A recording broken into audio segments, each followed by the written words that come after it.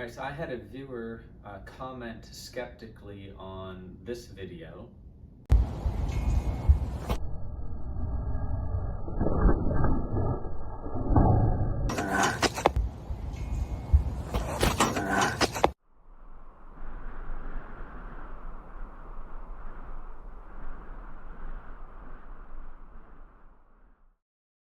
Where they said the Tech Disc Flight Simulator is wildly inaccurate and that I wouldn't be able to throw over 400 with a one-step.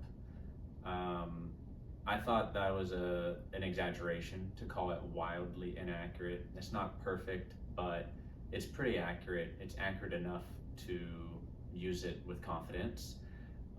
Whenever I start regularly hitting a new distance with it, then I know there's a good chance I can get that distance in the field.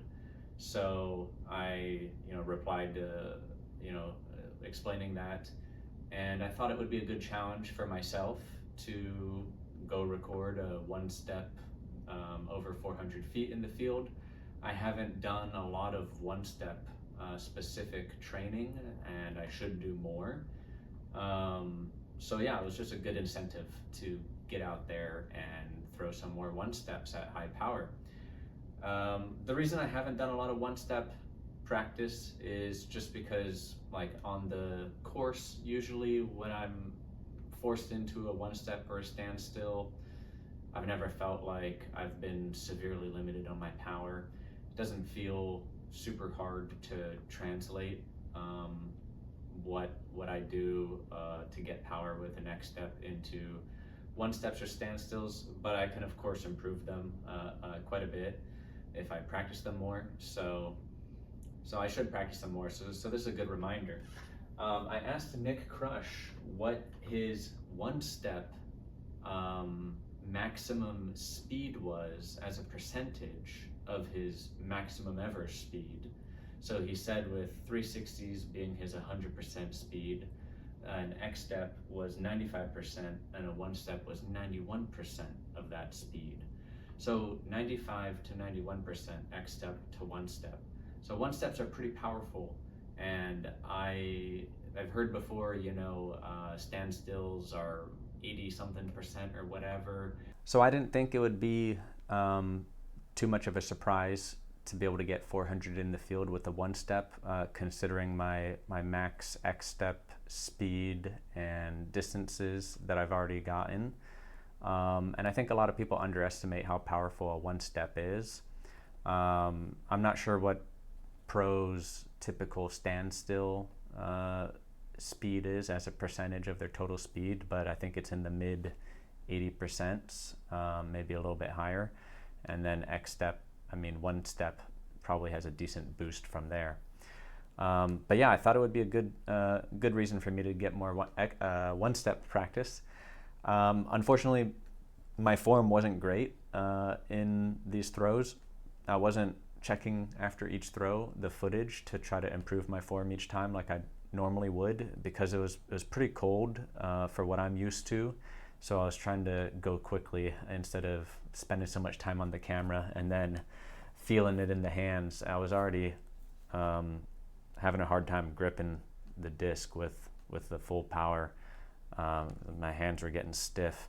So I should be able to do better than this, than the distance I got in this video. But yeah, here are all the throws, how many it took to do it. Also, a lot of people find, including myself, even without a lot of one-step and standstill practice, that it's easier to consistently access your higher speeds, just because there's less moving parts, I guess, so the timing is easier. So I was expecting it wouldn't take me a ton of attempts.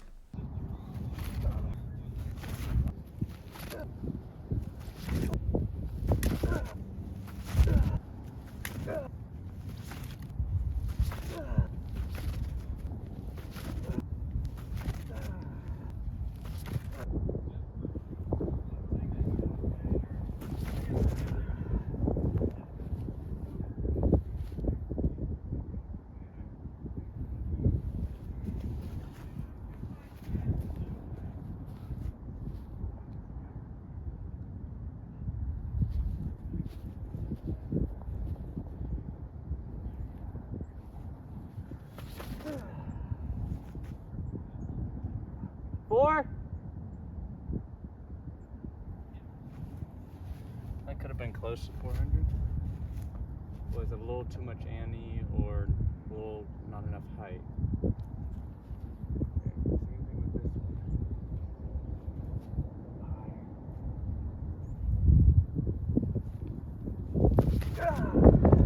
That wasn't higher.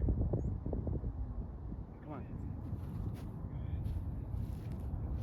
Oh, that might be 400. Unfortunately, I left the rangefinder at home. UDisc normally says plus or minus 12 feet, which it started out saying, but by the time I got to where the disc was, it changed to plus or minus 28 feet. So I used the measuring tool on the phone as well to double check.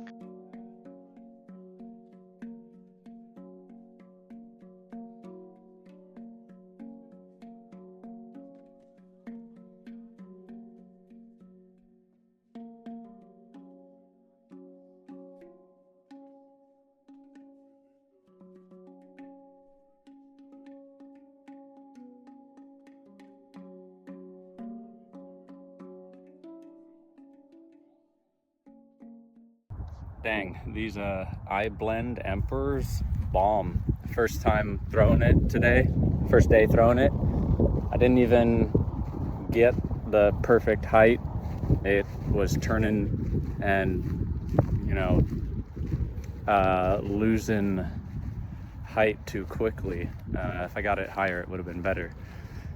So yeah, good disc.